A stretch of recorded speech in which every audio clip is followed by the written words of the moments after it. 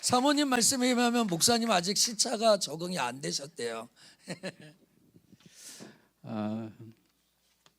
사랑하고 축복합니다.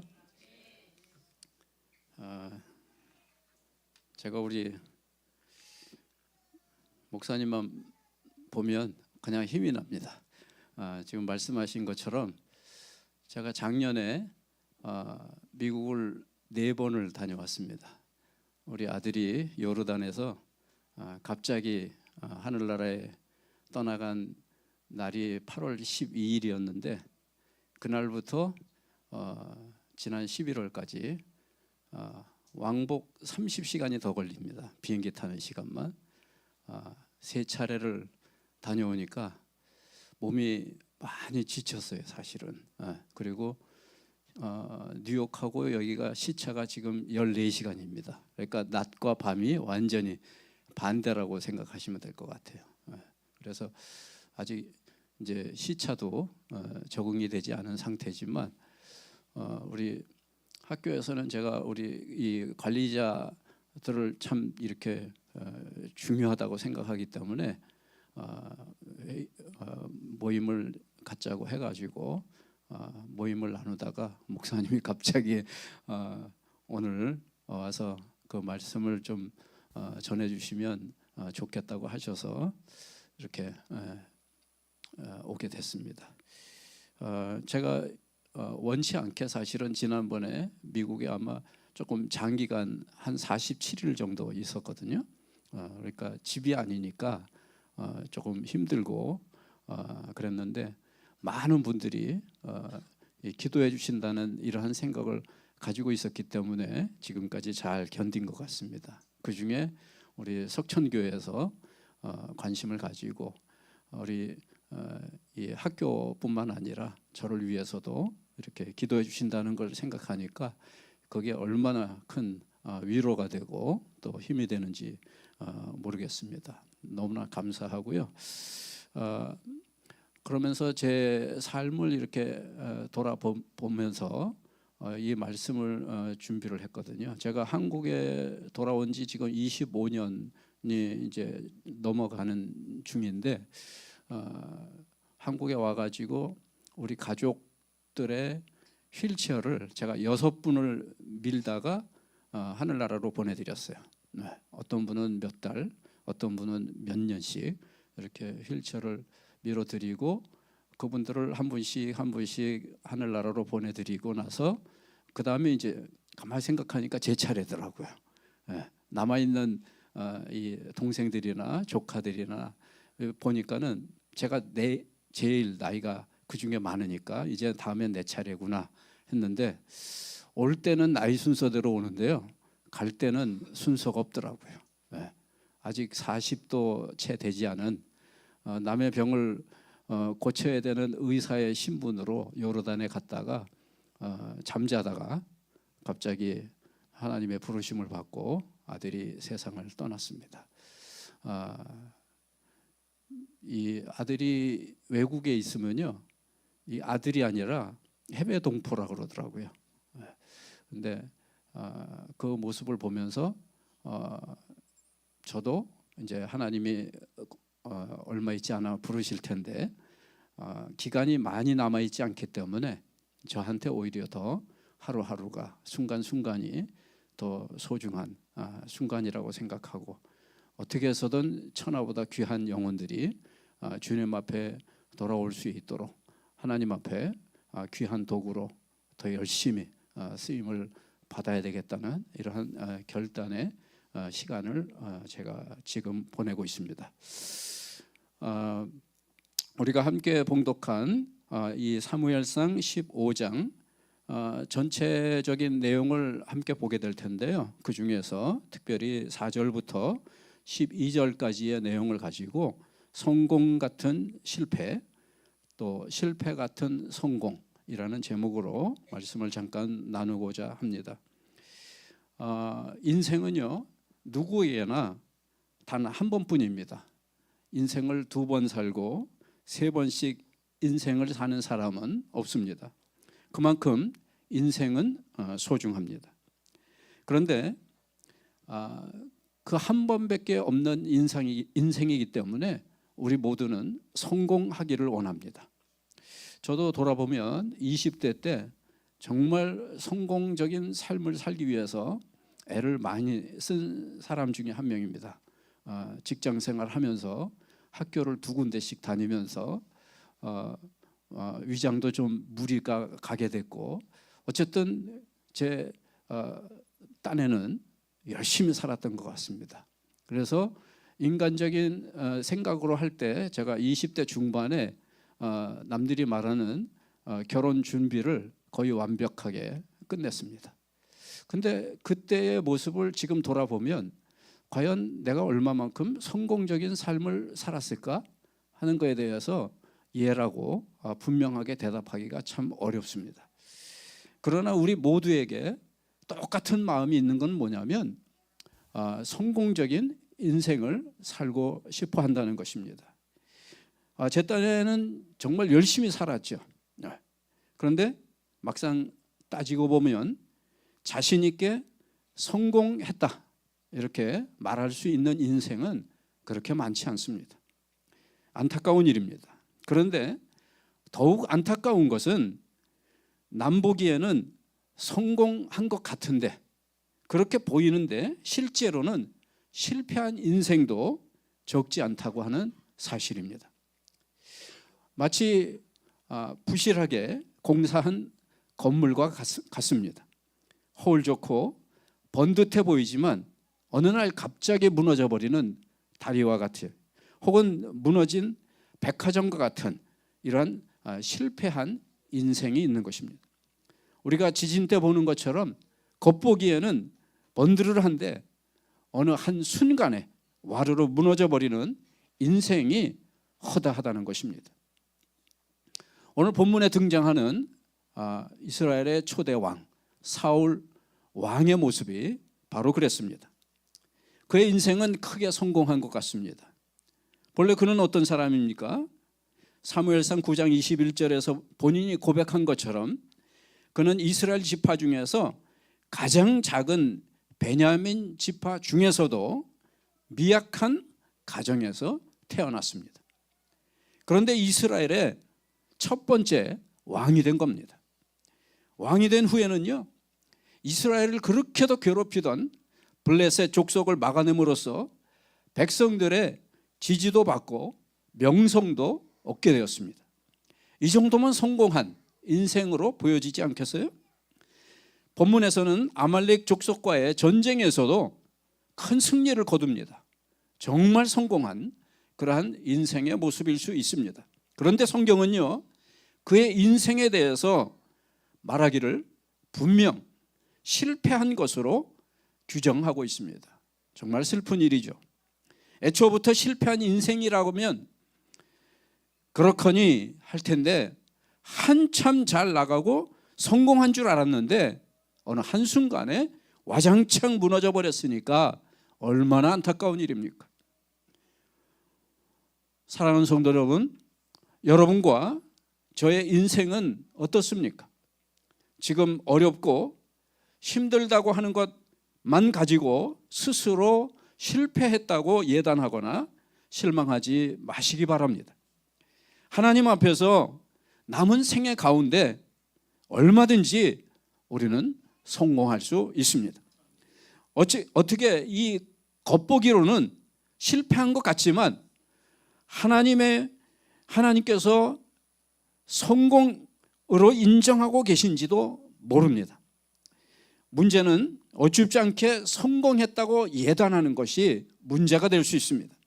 세상의 기준으로 돈을 좀 벌었다고 해서, 혹은 좀 유명해졌다고 해서, 혹은 조금 높은 자리에 있다고 해서 성공한 것으로 생각하면 오산입니다. 중요한 것은요, 하나님의 평가입니다. 왜냐하면 최종 심판자는 오직 한 분 하나님이시기 때문입니다. 우리 목사님이 조금 전에 얘기하신 것처럼 저는요, 세상 사람들이 평가하는 것에 대해서 물론 신경이 쓰이죠. 때로는 신경이 거슬릴 때도 있고요, 때로는 조금 격려를 받을 때도 있겠어요. 그러나 중요한 사실은 뭐냐면 최종 평가자는 하나님 한 분이시라는 겁니다. 나 자신도 그리고 세상 사람들도 결코 심판자가 될 수 없습니다. 부디 여러분은 하나님 앞에서 그리고 하나님 보시기에 성공한 인생이 되시기를 축원합니다. 그러기 위해서 오늘 말씀에 귀를 기울이시기 바랍니다. 첫 번째로 오늘 성공 같은 실패의 주인공 사울에 대해서 말씀드리겠습니다. 먼저 본문의 스토리를 우리가 한번 살펴보기 바랍니다. 어느 날 하나님께서 사무엘 선지자를 통해서 사울 왕에게 명령을 내립니다. 아말렉 족속을 진멸하라는 것입니다. 3절에 보니까 지금 가서 아말렉을 쳐서 그들의 모든 소유를 남기지 말고 진멸하되 남녀와 소아와 젖 먹는 아이와 우양과 낙타와 나귀를 죽이라. 여러분 어떻습니까? 너무나 잔인해 보이지 않습니까? 전쟁하는 군인들만 죽이라는 게 아니에요 지금. 몽땅 죽여버리라는 거예요. 그런데 거기에는 그만한 이유가 있었습니다. 2절에 보니까요, 만군의 여호와께서 이같이 말씀하시기를 아말렉이 이스라엘에게 행한 일 곧 애굽에서 나올 때에 길에서 대적한 일로 내가 그들을 벌하노니. 아말렉은요 에서의 후예입니다. 그래서 아주 호전적입니다.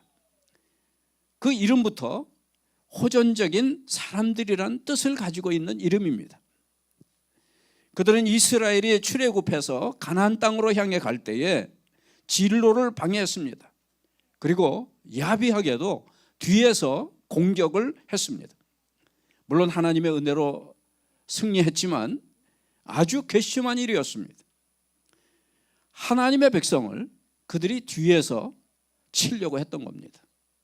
여러분 우리는요 하나님의 자녀입니다. 하나님의 사람들입니다. 그래서 어떠한 악한 권세가 우리를 앞에서 정면으로가 아니라 뒤에서 치려고 해도 결국에는 하나님께서 우리를 지켜주십니다. 그런데요 우리를 뒤에서 누군가가 치려고 하고 어려움을 주려고 할 때 우리가 그 원수를 갚으려고 하기 이전에 하나님께서 벌써 그들을 향해서 진노하시면서 그들을 징계하시는 것입니다. 오늘 이 말씀 가운데 보니까 하나님께서 그들의 사악함을 심판하기 위해서 이스라엘을 지금 사용하시는 겁니다. 이스라엘의 전쟁이 정당하다는 사실은요 아말렉 족속 가운데 그 당시에 거주하는 겐 족속을 먼저 대피시킨 것을 봐서라도 우리가 알 수 있어요. 왜냐하면 겐 족속이 거기 있다가 피해를 당하면 안 되니까 그들을 피신시킨 거예요. 요즘에도 보니까요 어디죠? 이란에도 보니까 미국에서요 그 이란에 있는 미국 사람들은 다 피하라고 그러잖아요. 왜냐하면 지금 뭐 이란에 대해서 이제 어떻게 공격할지는 모르겠지만 분명히 심상치는 않잖아요. 그런데 어느 날 갑자기 폭격을 한다든지 무슨 어떤 공격을 하게 될 때 미국 동족들이 거기에서 피해를 입으면 안 되잖아요. 그렇죠? 그거하고 똑같이 지금 여기서도 겐 족속은 미리 피신시켜 놓고 하나님께서 진노하시는 그 아말렉 족속을 진멸하라고 하는 거예요 지금. 우리가 이 세상 살아가다가 어떠한 마귀의 그 세력이 사람을 이용할 때도 있겠고 여러 가지 환경을 이용해서 우리를 힘들게 할 때 우리가 가만히 있어도 그들을 하나님께서는 책망하시고 그들을 징계하시고 그들을 벌하신다는 거예요. 그러니까 우리가 막 화를 내잖아요. 우리가 막 그냥 분을 품잖아요. 그럼 결국에 누가 손해봐요? 내가 손해보는 거예요. 내 원수가 손해보는 거 아니에요. 그렇기 때문에 우리가 이러한 어려움을 겪을 때 하나님께 맡기고 하나님 앞에 오늘 이렇게 기도 모임처럼 기도 모임 시간에 또 항상 오히려 또 기뻐하는 마음을 가지고 기도하는 이러한 자세가 우리들에게 필요한 것입니다. 어쨌든 이 사울은요 그 명령을 받아가지고 21만 명의 군대를 소집합니다. 그리고 나아가서 싸웁니다. 그 결과가 어땠습니까? 얼른 보기에 큰 승리를 거둡니다. 아각 왕을 생포합니다. 그리고 양과 소 등 이 전리품들을 엄청나게 챙깁니다. 정말 대단한 전과였습니다. 그런데 문제는 하나님의 평가입니다. 사람들이 볼 때 이스라엘의 초대왕 사울 대단하잖아요. 군대를 동원해 가지고 그들을 괴롭히던 그 아말렉 족속을 한 번에 이제 쳐서 승리를 하게 되잖아요. 10절 11절 말씀에 보니까 여호와의 말씀이 사무엘에게 임하니라. 이르시되 내가 사울을 왕으로 세운 것을 후회하노니 그가 돌이켜서 나를 따르지 아니하며 내 명령을 행하지 아니하였음이니라 하신지라. 자, 여기서 보니까요,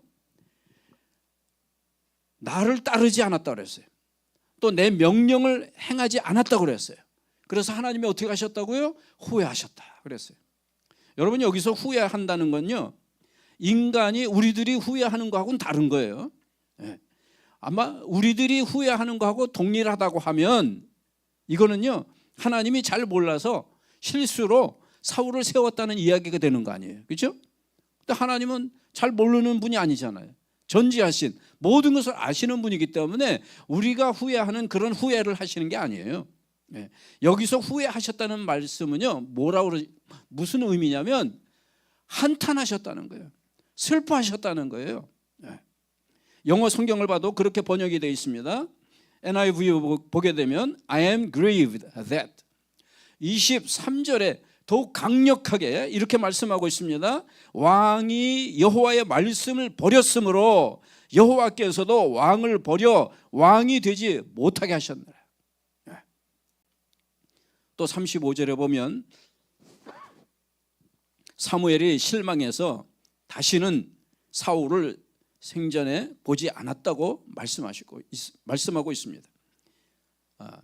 이 말씀을 살펴보게 되면요, 사울 왕이 성공한 게 아니라 실패한 겁니다. 겉으로 볼 때는 성공한 거잖아요. 그렇죠? 베네수엘라 가서 이렇게 공격해가지고 거기에 누구야? 마도로인가요? 체포해 갖고 왔다고 굉장히 성공했다고 그러잖아요. 이것도 똑같아요. 겉으로 볼 때는 완벽한 성공처럼 보이는데 하나님은 뭐라고 말씀하셔요? 실패했다고 그래요. 왕의 자리에서 쫓겨납니다. 사무엘상 31장 1절로부터 6절까지의 내용을 보게 되면요, 사울은 또 다른 전쟁을 하게 되는데 그 전투에서 전사하게 됩니다. 조금 더 정확하게 얘기하자면 부상을 당합니다. 그리고 자살하죠. 그 아들도 거기에서 같이 전사합니다. 한마디로 말해서 결국에는 버림받은 인생, 퇴짜 맞은 인생이 되고 맙니다. 사울은 이래서 성공 같은 실패의 주인공이 되고 맙니다. 사랑하는 성도 여러분, 우리는 결코 이런 인생이 돼서는 안 됩니다. 우리는 정말 하나님이 보시기에 성공한 인생이 되어야 합니다. 그렇게 되시기를 예수 이름으로 축원합니다. 자, 그러면 오늘 우리가 이 사울이 실패하게 된 원인을 살펴봐야 됩니다. 우리가 어디가 아파서 의사한테 찾아가게 되면요, 제일 중요한 게 뭐예요? 의사가 그냥 대뜸 요새는 그냥 이거 검사 받아라, 피 검사해라, CT 찍어라, 무슨 MRI 찍어라 그러면서 검사 하게 하잖아요. 이유가 뭐예요? 내가 뭐 때문에 아픈지 질병의 원인을 정확하게 알기 위해서잖아요. 옛날에는 제가 어렸을 때 기억에는요, 그런 거 없었던 것 같아요. 기껏해야 뿌옇게 보이는 엑스레이 찍고, 그 다음에 의사 선생님이 청진기 갖다 대고 무슨 이렇게 소리를 듣고, 그 다음에 그분의 어떤 그 경험에 의해서 진단을 하곤 했잖아요. 그런 거 하고 지금 엑스레이도요, 옛날 엑스레이 사진하고 제가 이렇게 보니까 완전히 달라요. 얼마나 잘 찍히는지 몰라요. 그리고 뭐 금방금방 그냥 뭐 컴퓨터로 해가지고 저기서 찍었는데 저 진찰실에 가면 그게 벌써 다 나와 있어갖고 그거 보면서 의사 선생님이 얘기하잖아요, 그렇죠? 그거 왜 그래요? 원인을 제대로 알기 위해서입니다. 원인을 잘못 알게 되면, 오진을 하게 되면 큰일 나거든요. 우리가 자동차를 타고 가다가 자동차가 갑자기 섰어요. 그러면 유능한 정비사한테 가면요, 원인을 정확하게 금방 찾아내잖아요. 그래서 그 수리비도 적게 들고, 그다음에 수리한 다음에 거의 원상복귀가 돼서 우리가 편안하게 안전하게 그 차를 운전하고 다닐 수 있잖아요, 그렇죠? 그래서 원인을 정확히 안다는 건요 대단히 중요합니다. 자, 사울의 그 실패의 원인이 뭔가, 오늘 우리가 이 성경 내용을 보게 되면요, 실패의 원인이 뭐냐면 명목상의 신앙이라는 것 때문에, 그의 인생에서 실패한 원인은요 신앙이 실패한 거예요. 신앙에서 성공하면 인생에서도 성공하게 되고, 신앙에서 실패하면 인생에서도 실패하고 만다는 것입니다. 그의 신앙은 겉보기에는 형식적으로는 그럴듯했어요. 제사를요 꼬박꼬박 드렸어요. 요즘 현대교인으로 말하자면 주일 예배, 수요 예배, 무슨 각종 공예배 빠지지 않고 정확하게 드렸단 말이에요. 여호와 하나님의 이름이 입에 붙어 있어요. 주여 주여 뭐 입에 붙어 있어요. 그런데 실제로는 하나님을 사랑하지 않았다는 거예요. 하나님을 경외하지도 않았다는 거예요. 이런 사람을 가리켜서 명목상의 신자라고 하는 거예요.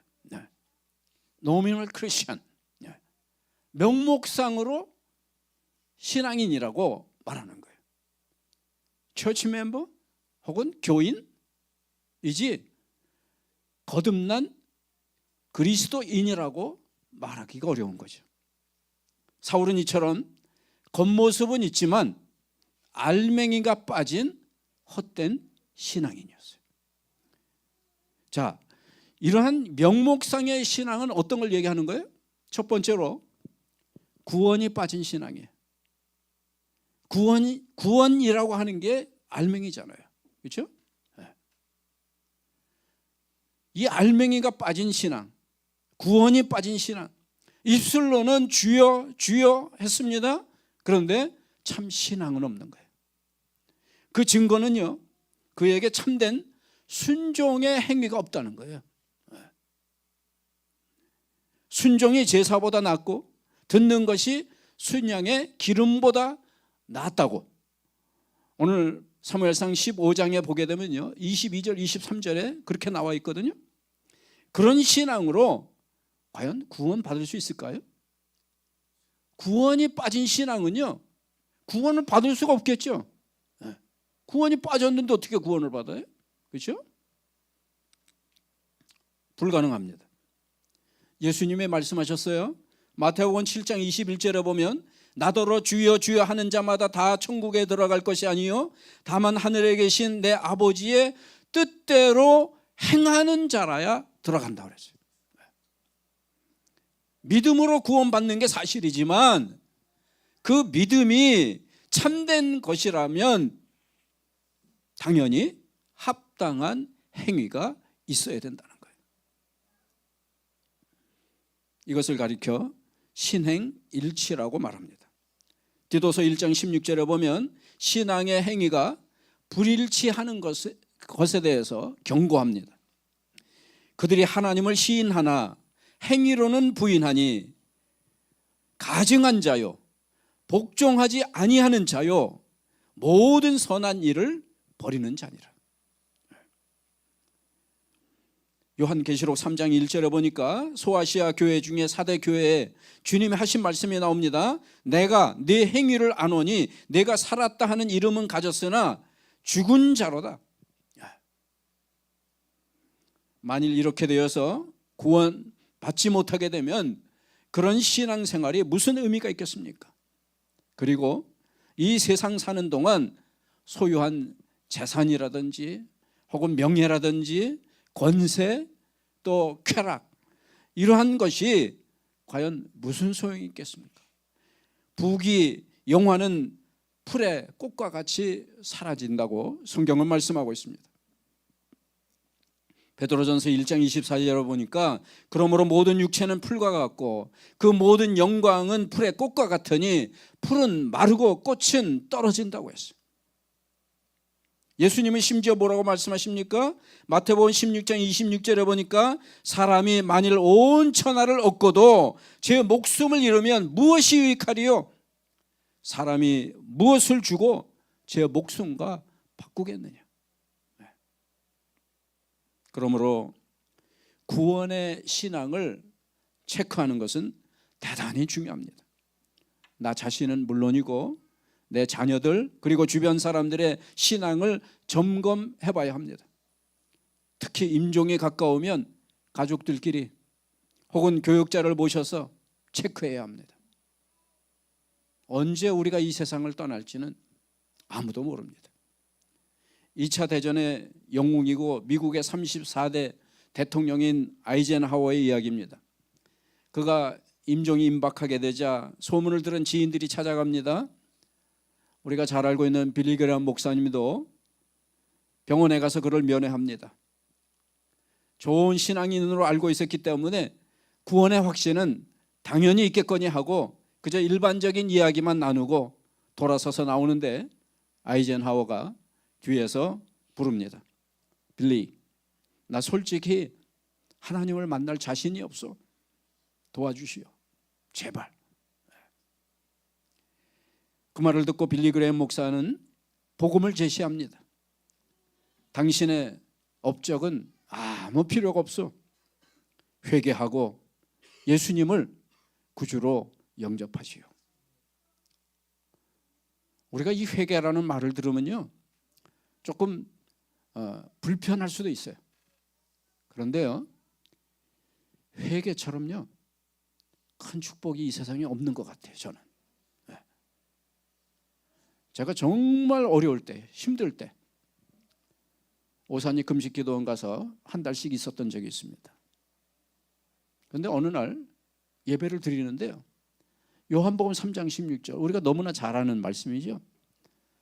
그 말씀을 설교하시는 목사님이 본문으로 해가지고 말씀을 전하는데요 그 말씀을 듣고 제가 그 자리에서 그 뭐 수백 명이 모이는 자리인데요 뭐 창피한 것도 모르고 아무것도 뭐 생각하지 못하고 그냥 그 자리에서 제가 펑펑 울기 시작했는데요 눈에선 눈물 나오고 코에선 콧물 나오고 입에선 침이 줄줄 흘러나오는데도 전혀 그 생각할 겨를도 없이 그냥 막 그 자리에서 통곡하면서 제가 울었어요. 한 40분을 그렇게 했던 것 같아요. 그런데 왜 그렇게 했냐면요 저는 그냥 가만히 있는데 그 기도하는 중에 앞에 대형 스크린 같은 게 쫙 보이더니요 내가 아주 어렸을 때부터 내가 범죄한 것이 그게 그냥 다 보이는 거예요. 그러니까 회개 안 할 수가 없어요. 나는요 내 동생들에 비해서도 굉장히 착한 줄 알았어요. 내 동생은요 어렸을 때부터 막 유도도 하고 뭐 싸움도 또 워낙 잘하니까 지 친구가 맞고 오면 대신 가서 두드려 패주고 그럴 정도로 아주 의리의 사나이인데 저는요 누구 때려본 적이 없거든요. 때릴 힘도 없었으니까. 그리고 뭐 체격도 이렇게 왜소하니까 그래서 저는 굉장히 착한 줄 알았거든요. 근데 하나님이 그 대형 스크린 같은 데다가 내 어렸을 때의 그 모습부터 죄를 보여주시는데 이 세상에 사도 바울이 그랬잖아요. 죄인 중에 괴수라고. 사울일 때는 자기가 제일 의로운 줄 알았잖아요. 예수 믿는 사람 잡아 고문하고 감옥에 가두고 죽이는 일에 앞장선 그래서 그 사울이 정말 그 악한 사울이 담메색 도상에서 예수님을 만나고 나서는 자기는 그냥 죄인이라고 말하는 게 아니라 그 죄인들 가운데서도 자기가 괴수라고 그랬잖아요. 그래서 제가 그때 경험을 딱 하고선요, 아, 나중에 이 세상을 떠날 때 하나님께서 최종 심판자로 나를 최종적으로 평가하실 텐데, 그때 하나님이 야, 길진아, 너 이런 죄 졌지, 너 저런 죄 졌지, 이래 갖고선 뭐 지옥을 가고 아니면 뭐 천국을 가는 게 아니라 하나님이 그냥 그때 보여주는 것처럼 그냥 우리한테 보여주면 우리가 그냥 갈 길로 가게 되는 것 같아요. 다 보여주시는데 뭐 어떻게 뭐 증거가 뭐 완벽한 증거가 되는 거잖아요. 그렇죠? 그리고서는 제가 펑펑 울면서 통곡하면서 회개를 하고, 그때 이제 그때는 금식기도원이 돼갖고, 요새는 뭐 식당도 있고 뭐 다 있던데 그때는 아무것도 없었어요. 그러니까 거기 들어가면 무조건 다 금식하는 거예요. 막 배도 고프고 그냥 막 제대로 씻지도 못하고 뭐 한 달씩 거기 있었으니까요. 그런데 그렇게 회개를 하고 예배당 문 밖으로 딱 나오는데요, 이 세상이 그렇게 아름다울 수가 없어요. 이 세상에서 내가 제일 행복한 사람이고 내가 제일 축복을 많이 받은 사람인 것 같고요, 너무나 기뻤어요. 그래서 제가 그때 깨달은 것 중에 하나가 뭐냐면, 회개할 수 있다는 게 얼마나 큰 축복인지 그때 분명하게 경험을 한 거예요. 그래서 빌리그레 목사님이 이 아이젠하워에게도 당신이 지금까지 했던 모든 업적들은 아무 필요가 없습니다. 회개하시오. 축복의 메시지를 준 거예요. 그렇게 복음을 제시한 거예요. 예수님을 구주로 영접하시오. 그 말을 들은 아이젠하워는 잠시 생각에 잠깁니다. 그리고 이렇게 응답합니다. 빌리, 이제 준비가 됐어. 얼마 후에 아이젠하워는 평안한 모습으로 천국에 들어갔다고 합니다. 인생이 이 세상에 올 때는요, 주먹을 쥐고 옵니다. 무언가 거머쥐려고. 그런데 갈 때는 손을 다 편 채로 세상을 떠납니다. 빈손으로. 헛된 인생입니다. 그러나 그리스도인들은 다릅니다. 우리도 빈손으로 떠나지만 의미가 다릅니다. 제가 아들이 아직 채 40세도 안 돼서 이 세상을 떠났는데, 정말 신기하게 지금까지 한 번도 제가 울지를 않았어요. 며느리나 그 사돈댁은요, 멍멍 울더라고요. 근데 저는요, 울지 않았어요. 아들이, 자녀가 세상을 떠나면 땅에 묻지 않고 부모의 가슴에 묻는다고 하잖아요. 그런데도 하나님께서 내 마음에 평안을 주셔서 그런지 그렇게 뭐 해통하고 그러지 않았어요. 지금까지 너무나 힘들게 살았겠지만 한순간에 잠자면서 하나님이 불러가셨다고 하면 그곳에서는 지금처럼 뭐 군인들 치료하느라고 스트레스 받지도 않을 거고, 평안한 가운데 행복한 그러한 천국 생활을 누리겠지. 그리고 잠시 후에 내가 가면 만날 수 있겠지 하는 그러한 확신이 있으니까, 그렇게 뭐 세상, 우리나라에 보면 뭐 어떤 사람은 뭐 사람을 사갖고 고구를 한다고 그러잖아요. 그렇게 할 필요가 저는 전혀 없다고 느껴졌기 때문에 지금까지 한 번도 울어본 적이 없어요. 그러니까 며느리도 저한테요, 굉장히 이상한가 봐요. 우리 모두가 어차피 빈손으로 이 세상을 떠납니다. 아무리 뭐 공부하느라고 애를 많이 썼어도요, 갈 때는 빈손으로 갑니다. 제가 마스터 디그리가 3개인가 뭐 몇 개 되거든요. 한국에서 받은 거랑 미국에서 받은 거랑. 그런데 제가 교장직에 은퇴하면서 교장실을 내주면서 그게 제 딴에는 좀 정리를 했다고 생각을 했는데 어느 날 보니까 학위기가 하나도 없는 거예요. 네.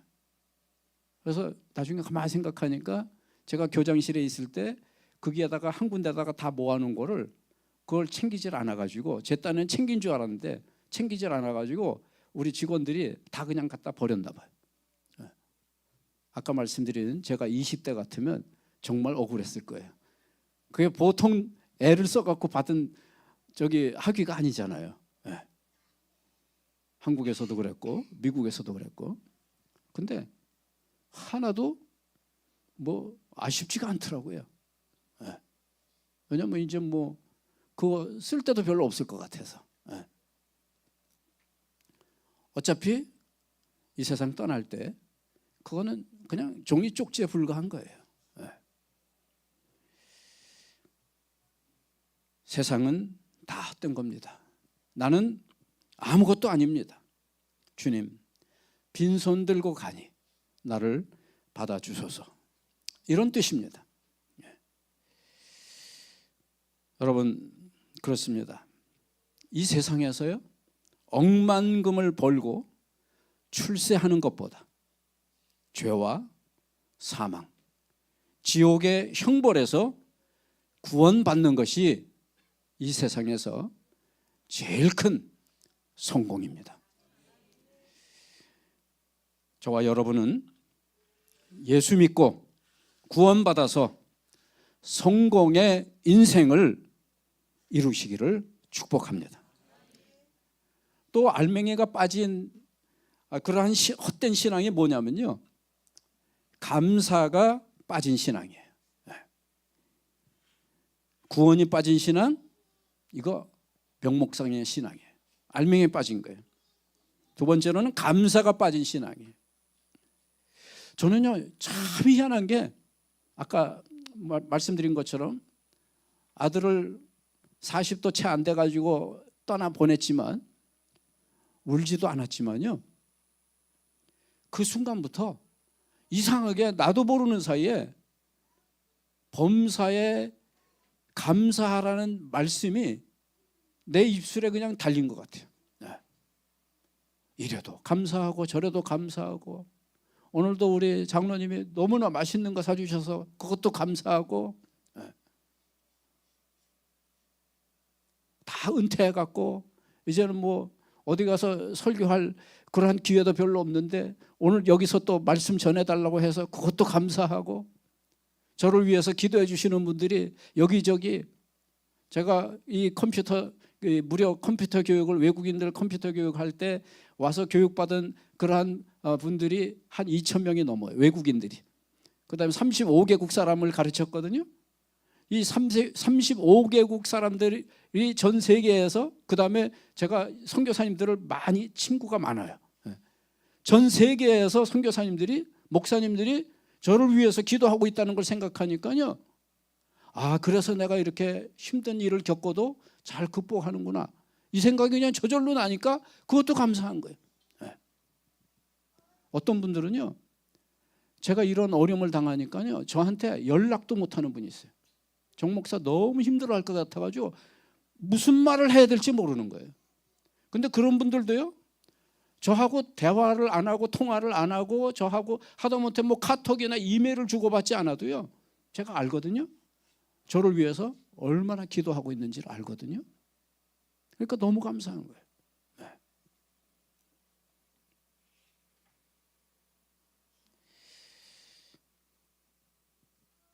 신앙은요, 하나님 앞에 겸손하고 그 은혜에 감사하는 마음이 바로 신앙입니다. 그래서 이 감사하는 마음이 빠지면요, 그 순간부터 그 신앙은요, 가짜예요. 거짓이에요. 그런데 사울은 전쟁 중에 어떻게 합니까? 말씀에 불순종하고 아각 왕을 생포합니다. 왜 그랬어요? 백성들 앞에서 자기를 과시하는 거예요. 지금 자기 능력을 자랑하려고 그러는 거예요. 하나님으로부터 그의 잘못에 대해서 전해들은 이 사무엘은요, 밤을 새서 지금 기도하는데 사울은요 그 사이에 어디로 갑니까?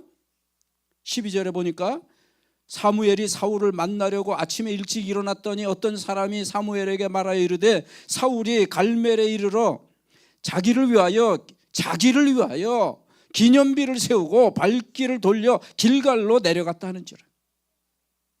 누구를 위해? 자기 자신을 위해서. 뭘 하기 위해서? 기념비를 세우기 위해서.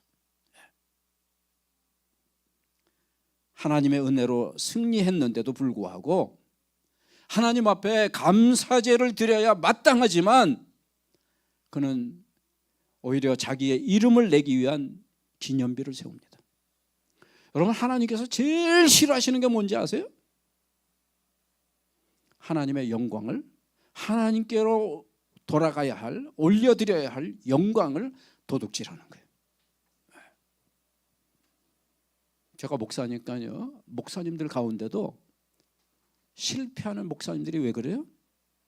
하나님께 올려드려야 할 마땅한 영광을 도둑질하면 그렇게 돼요.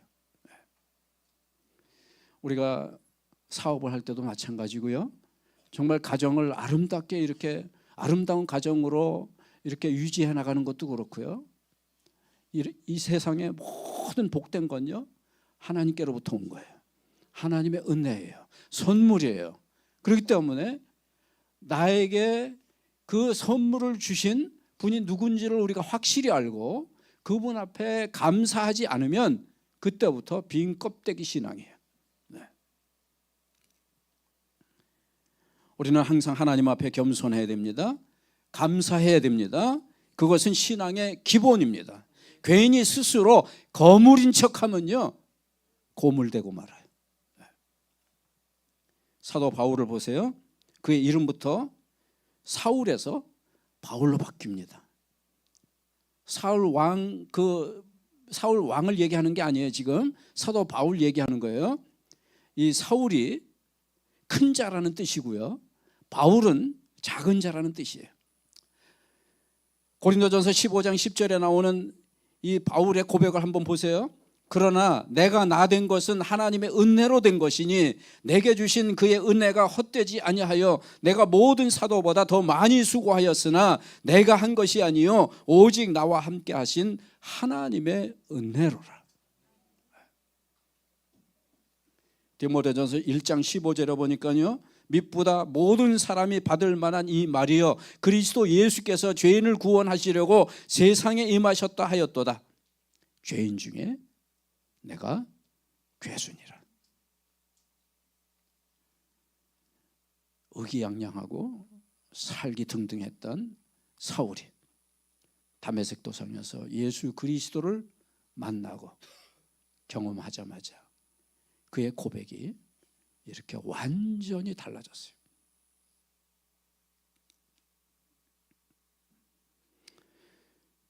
그렇습니다. 겸손하게 감사하면서 사는 신앙이 참 신앙입니다. 부디 그런 신앙으로 하나님께 영광 올려드리고 하나님을 기쁘시게 함으로 하나님께 인정받는 성도, 그래서 꼭 성공하는 인생이 되시기를 축복합니다. 그 다음에 또 이제 원인이 뭐냐면요, 진실이 빠진 신앙이에요. 이게 알맹이가 빠진 신앙이에요. 신앙은요 진실입니다. 그리고 정직입니다. 하나님은 살아계신 분입니다. 그리고 언제 어디서 무엇을 하든지 함께 하시는 분입니다. 하나님의 이런 편재성을 믿는다고 하면 진실과 정직은 기본입니다. 저는요 복음을 전할 때, 전도하거나 혹은 선교할 때 가장 힘든 대상이 누구냐면요, 저는요 권사한테 사기당했어요. 저는요 장로한테 사기당했어요. 저는요 목사한테 사기당했어요. 이 말 들으면요 제가 너무 힘들어요. 세상 사람도요, 정말 인격적으로 좀 어느 정도 이렇게 좀 갖춰진 분들은요, 정직하게 살려고 하고, 그 다음에 또 진실되게 살려고 애를 씁니다. 그런데요, 이단 사이비들 보면요, 남한테 그렇게 피해를 주면서도요, 정직, 진실 이런 거는 눈을 크게 뜨고 찾아봐도 찾아볼 수가 없어요. 그런데 사울은요, 지금 하나님의 눈을 속이려고 하는 겁니다. 뻔한 하나님의 명령에 불순종하고 그게 나중에 또 들통나잖아요. 그러니까 변명합니다. 자기 합리화를 시도하고 간교한 모습을 보입니다. 사무엘이 그의 잘못을 책망하니까 어떻게 답변합니까? 20절 21절에 보게 되니까 사울이 사무엘에게 이르되 나는 실로 여호와의 목소리를 청종하여 여호와께서 보내신 길로 가서 아말렉 왕 아각을 끌어왔고 아말렉 사람들을 진멸하였으나 다만 백성이 그 마땅히 멸할 것 중에서 가장 좋은 것으로 길갈에서 당신의 하나님 여호와께 제사하려고 양과 소를 끌어왔나이다. 하나님은 사울한테 뭐라고 그랬어요? 사울 왕에게 다 진멸해버리라고 그랬는데 사울은요, 그 중에 좋은 거는 내가 끌고 왔습니다. 누구를 위해서? 하나님을 위해서. 하나님의 말씀을요, 이렇게 가하거나 감하면 무슨 문제가 생겨요? 아담의 원죄가 거기서 생긴 거 아니에요. 하나님이 여기에 있는 동산에 있는 모든 실과는 내가 먹어도 중앙에 있는 과실은 선악과는 먹지 말라 그랬잖아요. 근데 그걸 갖다가 악한 이 마귀는요, 어떻게 이 유혹을 합니까? 살짝 빼고 살짝 더 하는 거예요. 이단도 뭐가 이단이에요? 네. 끝이 다른 거예요. 그렇죠? 끝단자 다를 이 다 똑같아 보여요. 굉장히 은혜스럽게 보여요. 근데 끝에 가서 살짝 다른 게 그게 이단이잖아요. 네. 언제 하나님께서 먹지도 말고 만지지도 말라고 그랬어요? 먹지 말라고 그랬지. 언제 하나님께서 죽을까 하노라 그랬어요? 정령 죽는다 그랬잖아요. 이렇게 살짝 더 하고 살짝 빼는 거 대단히 위험한 거예요. 우리가 사느냐 죽느냐 하고 영원히 멸망당하느냐 영원한 생명을 얻느냐, 결과가 그렇게 된다니까요. 한번 생각해 보세요. 인간이 어떻게 하나님의 눈을 속일 수 있습니까? 세상 모든 사람은 속여도 절대로 속일 수 없는 존재는요, 나 자신과 하나님이에요. 그래서 신앙에서 진실과 정직, 이 두 가지는 대단히 중요합니다. 이런 덕목이 빠지면요, 참 신앙이 아닙니다. 물론 우리가 100% 완벽할 수는 없어요. 완전할 수는 없어요. 사람이니까요. 그런데 일관성은 있어야 돼요. 부족해도 그때그때 하나님 앞에 회개하고 새로워지려고 애를 쓰는 모습은 있어야 된단 말입니다. 부정직하게 돈을 벌면 뭐하고 출세하면 뭐 하는 겁니까? 마지막 평가하시는 하나님 앞에 서게 되면 결국에는 책망받게 됩니다. 사울이 왕이면 뭐하고 전쟁에서 이기면 뭐합니까? 철저히 실패한 인생입니다. 우리나라는 수능 시험 볼 때 비행기도 못 날아가게 한다고 그러더라고요. 그러니까 이 시험 성적이 대단히 중요하잖아요. 그러니까 어떤 사람은 이 휴대폰 가지고 부정 행위를 하는 그러한 친구들도 있어요. 기가 막힌 일이죠. 그렇게 해서 인류대학을 가면 뭐합니까? 그렇게 해서 출세하면 뭐합니까? 부정직하면요, 결국에는 작은 도둑이 아니라 큰 도둑놈 만드는 거예요. 그런 분위기를 우리 어른들이 조장한 것은 아닌지, 시험 점수 가지고 판단하려고 하는 이러한 사회가 그런 부정직한 친구들을 만드는 건 아닌지 뉘우쳐야 합니다. 하나님 앞에 진실과 정직을 지키면서 잘하는 것, 하나님이 기뻐하시는 방식으로 잘하는 것, 이것이 진정한 성공입니다. 이 랜드는요, IMF 때 다른 기업들은 다 망하고 넘어지고 있을 때 이 랜드는요, 이중장부 안 썼답니다. 사중장부 이런 거 사용하지 않아 가지고 정직성이 인정돼 가지고 그때 IMF 때도 일어섰다는 거 아니에요.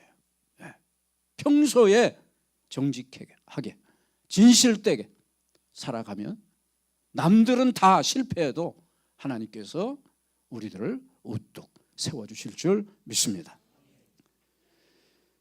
아무쪼록 저와 여러분 그리고 여러분들의 모든 자녀들이 이런 성공을 이루시기를 바랍니다. 그 다음에 이 헌신이 빠진 신앙, 이게 알맹이가 빠진 신앙이에요. 명목상의 신앙이에요. 우리는 어떤 업적을 세움으로 구원받는 게 아니에요. 그러나 구원 이후에는 하나님을 섬기고 하나님의 일을 위해서 반드시 헌신해야 합니다. 저는 친구들하고요, 미국에서 공부할 때도 친구들을 사귈 때요, 저의 어떤 조금 부족한 모습 때문에 좋은 친구들을 많이 사귄 것 같아요. 이번에도 47일 동안 집 밖에 나가서 뉴욕, 뉴저지에서 생활하는데도요, 많은 친구들이 어떻게 해서든 저를 위로해 주려고 하고 맛있는 거, 하다못해 맛있는 것도 사주려고 하고 막 그냥 이런 모습 보면요, 너무나 하나님 앞에 감사한데 저분들이 나한테 왜 이렇게 잘해줄까 생각하면요, 제가 뭐 특별히 한 게 없어요. 그런데 그분들은 제 마음 속에 그분들한테 이렇게 겸손하게, 그리고 내가 부족하지만 할 수 있는 어떤 부분이 있다고 하면 그것을 거리낌 없이, 불편함 없이 최선을 다해서 옆에 있어주고 도움이 되려고 애쓴 그러한 모습 때문에 그런 거 아닌가, 이런 생각을 해요. 제가 뭐 그 친구들처럼 한국의 명문 대학을 졸업한 것도 아니고요, 정말 한국의 아주 큰 대기업에서 정말 인정받는 주재원으로 있었던 것도 아니고요. 저는 미국에 있을 때도 제 기억에 제 주머니에 1불도 별로 1불짜리 하나도 없이 살았던 때가 굉장히 많습니다. 근데도 별로 불편함 없이 하나님이 그때그때 일용할 양식을 주셔서 제가 생활을 했는데, 그러한 어려운 가운데서도 많은 목사님들이 저를 통해서 도움을 받았단 말이에요. 저는 잊어버렸는데 그분들은 그걸 다 기억하고 있는 거예요. 그러니까 기회는 왔다 생각하고 틈만 나면 우리 불러다가 그냥 뭐 맛있는 것도 사주려고 하고 이런 이 것을 경험하게 되면서, 하나님께서 우리와의 관계도 하나님이 우리에게 베풀어 주신 그 은혜가, 이건 뭐 어떻게 말로 다 표현할 수 없는 거잖아요. 그렇죠? 하나밖에 없는 아들 예수 그리스도를 사람의 몸을 입혀서 이 땅에 보내셔서 내가 죄값으로 말미암아 영원히 죽을 수밖에 없는 그러한 죄의 문제를, 영원히 사망할 수밖에 없는 그러한 문제를 예수 그리스도를 십자가에 못 박아 죽임으로 온몸의 물과 피를 다 쏟게 하시고 옆구리에 창에 찔려서 물과 피를 다 쏟으시기까지 우리의 모든 죄를 대신해서 대속하기 위해서 죽어주신 그 사랑, 이거 하나만 생각해도요, 우리가 평생 헌신해도 손해볼 거 하나도 없잖아요. 그분은 나를 위해서 생명을 주셨는데, 이 세상에 생명보다 귀한 게 있을까요? 그런데 우리가 교회에서도 조금만 헌신하고 나면요, 뭐 이렇게 기세가 등등한지 모르겠어요. 이 교회에서 내가 제일 헌신 많이 한 것처럼 착각하잖아요. 아무리 헌신을 해도요, 하나님이 나를 사랑하신 그 사랑에 비교하면요 아무것도 아니잖아요. 그래서 이 마지막은요 섬김과 헌신입니다. 그런데 사울은요 오직 자신의 욕심을 채우기 위해서 혈안이 되어 있습니다. 좋은 것들은 자기가 다 챙깁니다. 19절에 보니까 사무엘이 그런 사실을 지적하면서 책망합니다. 어찌하여 왕이 여호와의 목소리를 청종하지 아니하고 탈취하기에만 급하여 여호와께서 악하게 여기시는 일을 행하셨습니까? 겉으로 볼 때는요 굉장히 선한 것처럼 보여요. 근데 하나님이 그 중심을 보실 때는 악하다고 하는 거예요. 그 위선적인 거 하나님이 싫어하시는 거예요. 아까 제가 금식할 때 통곡하면서 회개했다고 그랬잖아요. 저는 그때 그 전만 해도 제가 이 세상에서 제일 약자고 선한 그러한 사람이라고 생각했는데 하나님께서 그 대형 스크린 같은 데다 보여준 것 중에 대표적인 게 뭔지 아세요? 위선이었어요. 위선이에요. 세상 사람들은 나를 착하게 봤을지 모르지만 하나님께서는 구역질 날 정도로 싫어하시는 게 위선이에요. 여기에서 더욱 안타까운 것은요 사울이 이런 지적을 받고도 회개할 기회를 놓쳤다는 사실입니다. 스코틀랜드의 경건한 장로 교인의 가정에 이런 가훈이 있다고 합니다. 우리는 섬기기 위해서 구원받았다. We are saved to serve. 왜 구원받았다고요? 섬기기 위해서. 그렇습니다. 우리가 돈 버는 것도요, 우리 자녀들이 공부하는 것도 나만 잘 먹고 나만 잘 살기 위해서가 아니라 남에게 나누어 주기 위해서, 하나님을 섬기기 위해서라고 하는 사실을 우리는 절대 잊어서는 안 됩니다. 이렇게 살 수만 있다면 얼마나 멋진 인생입니까? 저는요 조그만 기술이에요. 제가 어렸을 때부터 기계를 워낙 좋아해가지고 저는 컴퓨터 클래스에 1시간도 들어가 본 적이 없어요. 그런데 미국에서도요 다른 책 보려면요 그렇게 지루할 수가 없어요. 한글로 봐도 지루한 책을 영어로 보려니 얼마나 힘들어요. 근데 제 주변 사람들이 깜짝깜짝 놀라는 게 뭔지 아세요? 컴퓨터에 관련된 책은요 이렇게 두꺼운 영어 책도 웬만한 건 앉은 자리에서 다 읽어요. 신기하잖아요. 그래가지고 제가 한국 목사님들, 신학생들, 미국 친구들 도와주면요 이분들이 내가 거의 자기를 구원한 사람으로 착각할 정도로. 왜냐하면요 제가 학교 다닐 때 그때부터 교수들이요 이 컴퓨터로 찍어가지고 페이퍼를 컴퓨터로 찍어가지고 프린트아웃해서 제출하지 않으면요 손으로 써서 내면요 받아주질 않았어요. 그때부터. 그러니까 신학생들이요 미국 신학생들도 가난해요. 그러니까 어서 싸구려 모니터, 싸구려 프린터, 싸구려 컴퓨터 사다가 그것도 이제 돈 적게 드느라고 저한테 부탁을 하면 제가 파트를 부속을 사가지고 컴퓨터 다 조립해 줘요. 그리고 쓰다가 갑자기 모니터가 안 나오고 프린트가 안 되면 저는 이제 거기에 학교 안에 그 부부 기숙사에 살았거든요. 그러면 막 백인들이요 웬만해서는 남한테 이렇게 피해를 안 주잖아요. 근데도 뭐 어떤 때는 새벽 1시, 2시에 연락이 와요. 그러면 전화로 설명이 안 되면 쫓아가서 이제 해결해 주잖아요. 그러면 이제 오늘 새벽에 이제 이거 프린트아웃해서 낮에 이제 아침에 강의실에 가면 듀데이트에 그날이 이제 그 페이퍼 제출하는 마감일이에요. 근데 안 되잖아요. 얼마나 당황해요. 그때 가서 도와주면 딱 프린트가 딱 되면 보통 고마워하는 게 아니죠. 이 친구들이 나중에 대학교에 이제 직원으로 가가지고 교수로 가고 그 스텝으로 가가지고 저를 컴퓨터 가르치는 교수로 추천을 한 거예요.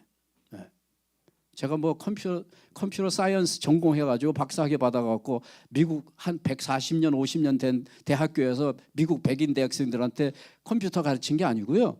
저는 아까 말씀드린 것처럼 컴퓨터 클래스에 들어가 본 적도 없어요. 근데 그 친구들이 거기서 저를 추천하니까 그 학교에서요, 그 대학교에서 저한테 몇 달 전부터 연락이 와갖고 저한테 막 사정하는 거예요. 나 그거 저기 학위도 없어요. 그 전공한 사람도 아니에요. 나 안 돼요. 근데도요, 집요하게 자꾸 전화하는 거예요. 그래갖고 결국은 나중에 가서 강의했잖아요. 네. 제가 잘나서 그랬을까요? 하나님이 그분들을 통해서 나를 그 대학교에서 컴퓨터 가르치게 해가지고 그 경력을 가지고 한국에서 외국인들에게 미국 대학교에서 컴퓨터 교수를 하던 사람이 성문 중고등학교에서 다 그거 인가가 된 학교들 아니에요. 거기서 무료로 컴퓨터 가르친다고 하니까요. 3개월 반이 한 텀이거든요. 그 한 텀 가운데 많이 올 때는요 140명이 넘는 외국인들이 와서 배웠어요. 네. 제가 해외 선교사로 파송되고 싶었는데 제가 나이 때문에 자격이 안 돼가지고 못 갔는데 항상 그 선교사님들에 대한 빚진 마음이 있었는데 한국 와서 그걸 다 했잖아요.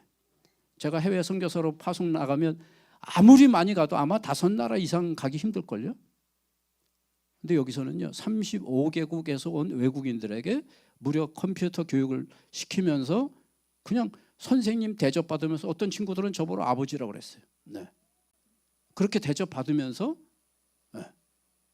그분들에게 컴퓨터를 통해서 툴로 해가지고 복음을 전할 기회를 하나님께서 주셨잖아요. 대접받으면서. 네. 우리가요 섬긴다는 것이요 처음에 아주 적은 섬김처럼 보여도요 그분들한테는 그게 굉장히 크게 다가올 수가 있어요. 네. 그래서 복음 전하는 길이 열리게 되고 또 복음을 전함으로 말미암아 하나님께서 이 세상에서 가장 귀한 일이 뭘까요? 생명을 살리는 거겠죠. 그 일을 하게 만드시고자 하나님께서 나를 훈련시키고 헌신하게 하시고 섬기게 하신 거죠.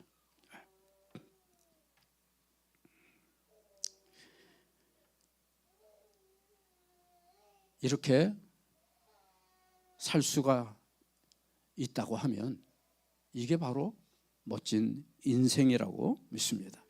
이게 참 예수 믿는 그러한 멋입니다.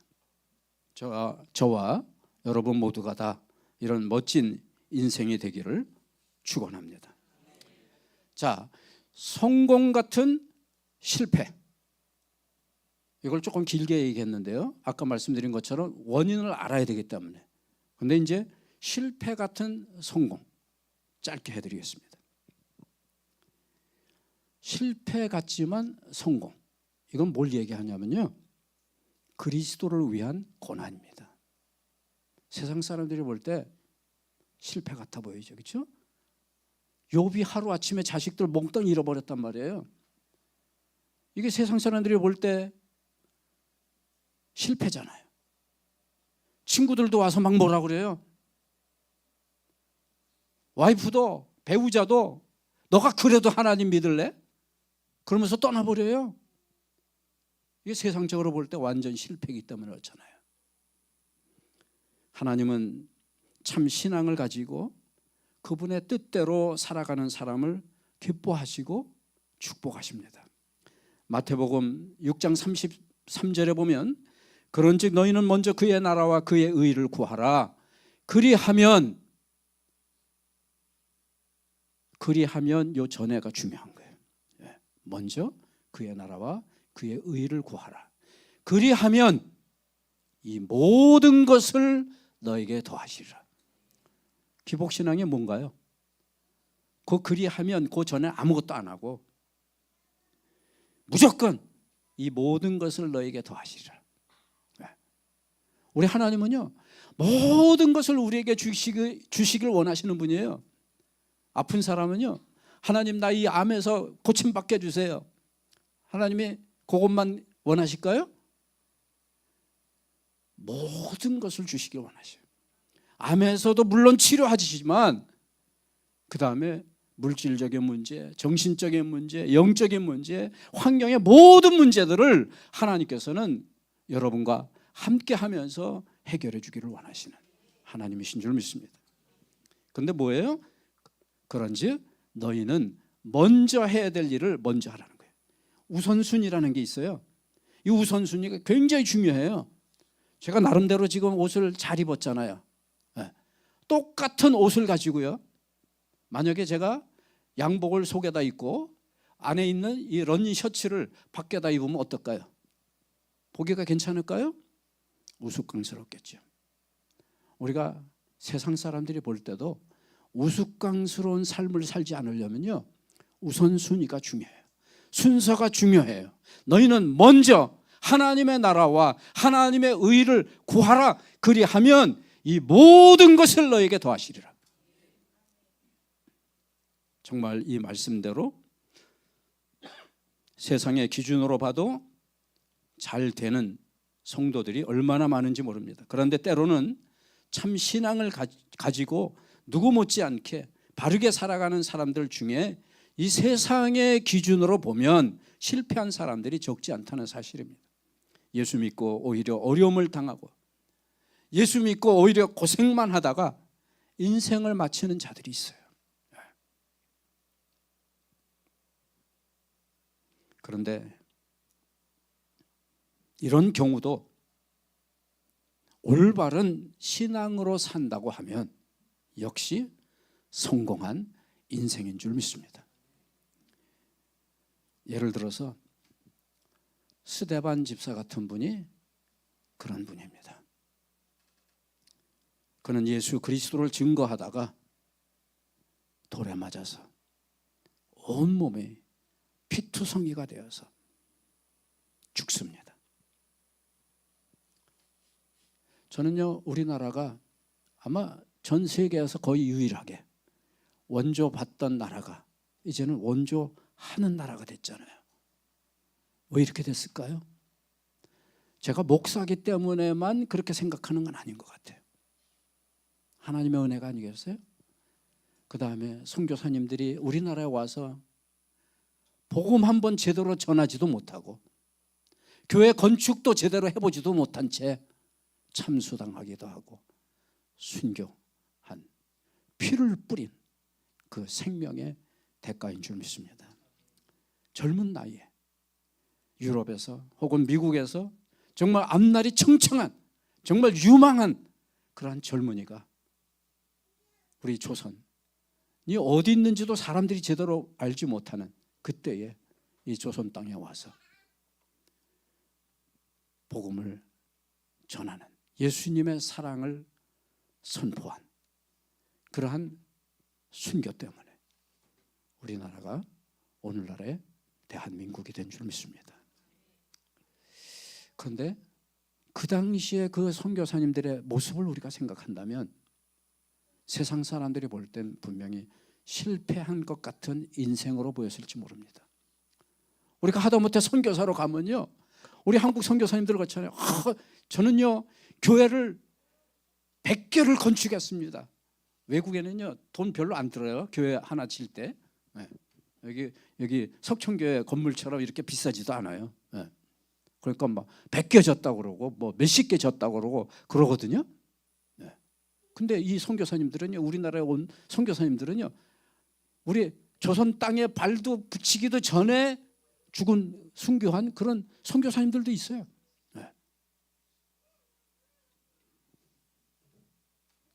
이런 분들은요, 실패한 것처럼 보이지만 성공한 인생인 줄 믿습니다.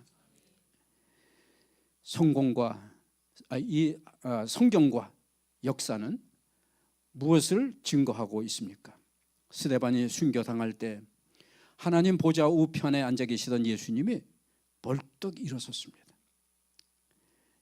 사도행전 7장 55절 56절에 보면 이 영광스러운 모습을 예수께서 하나님 우편에 서신 것을 스데반이 봤다고 기록하고 있습니다. 그는 비록 짧은 생애를 마감하면서 비참하게 죽어간 것 같지만 사실은 가장 영광스러운 모습으로 천국에 들어간 줄 믿습니다. 그는 실패처럼 보였지만 실상은 성공의 인생을 살았던 것입니다. 사울이 아마 스데반 집사가 돌에 맞아 죽는 모습을 보지 않았을까? 이런 생각도 해봅니다.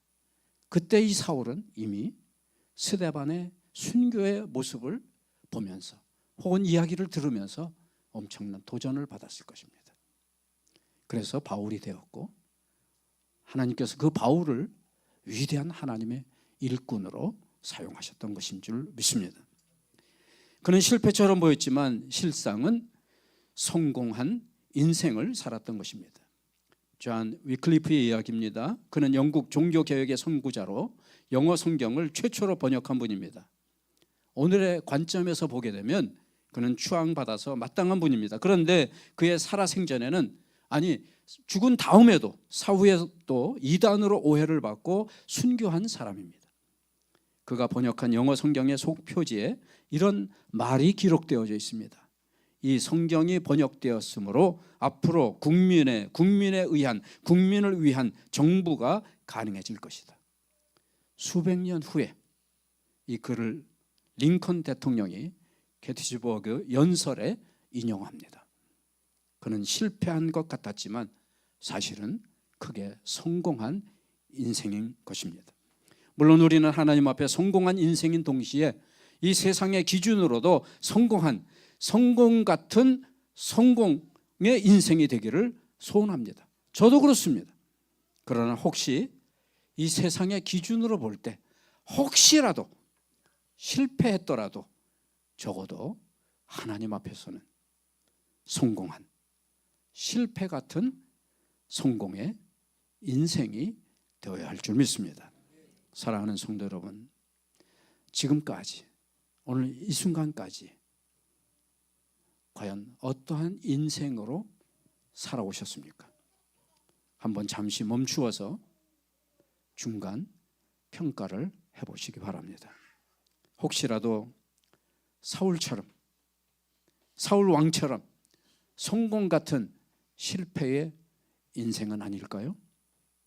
세상 기준으로도 실패했고 하나님의 기준으로도 하나님 앞에서도 실패 같은 실패의 인생은 아닙니까?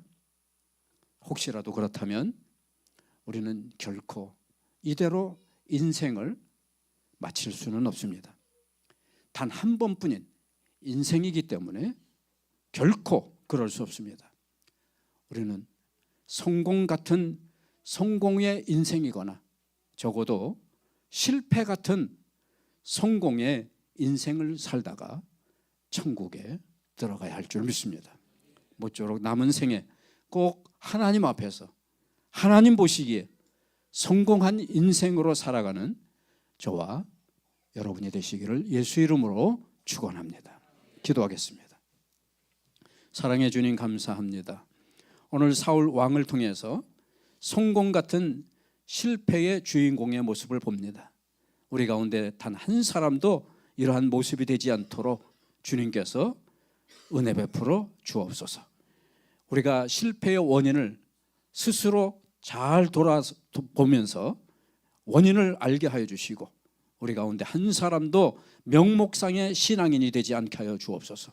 구원이 빠진 인생, 감사가 빠진 인생, 진실이 빠진 인생, 헌신이 빠진 인생이 되지 않게 하여 주시고 실패 같은 성공, 그리스도를 위해서 고난받기 때문에 세상 사람들이 볼 때 실패한 것처럼 보일지라도 하나님 앞에서 하나님 보시기에 성공한 인생이 되는 우리 모두 되게 하여 주옵소서. 감사하며 축복하고 기도하옵나이다. 아멘.